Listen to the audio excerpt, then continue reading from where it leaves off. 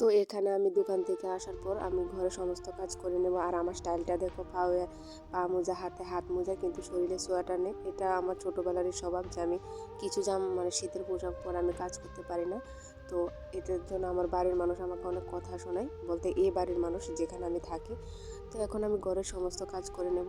আর ভাইয়ের সাথে কথা বলতে বলতে কাজ করছি। ভাই বলতে যে ভাইটা আমাকে ক্রিসমাসের মেলাতে নিয়ে গেছিলো, সেই ভাইটার সাথে কথা বলতে বলতে কাজ করছি।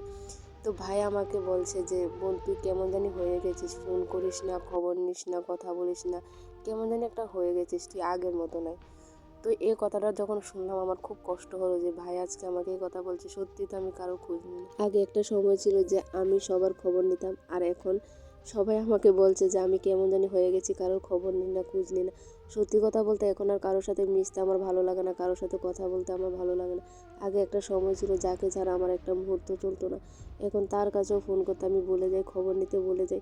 কেন আমি এরকম হয়ে যাচ্ছি সত্যি বুঝতে পারছি না। এখন মানুষদের সাথে চলতে আমার অনেক ভয় করে, আমি অনেক ভয় পাই, কারণ মানুষ গিরগিটির থেকেও প্রচণ্ড খারাপ হয়ে গেছে। কখন কার রং কে পাল্টে ফেলে বোঝা যায় না। তো আমি মানুষের রং বদলানো মানুষগুলোকে আমি ভয় পাই, সত্যি কথা।